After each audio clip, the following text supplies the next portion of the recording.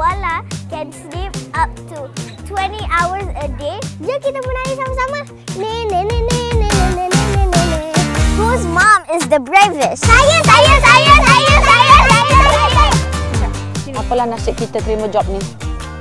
Weh, tangga dia macam tangga TNB nak pergi panjat menara. Tahu tak apa?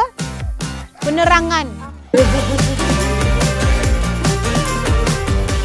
Ini semua salah bapa. Jangan lupa saksikan travel anak beranak bersama saya lah dan juga Dira dengan anak saya semua di Astroceria. Wait, jom di Astroceria tau.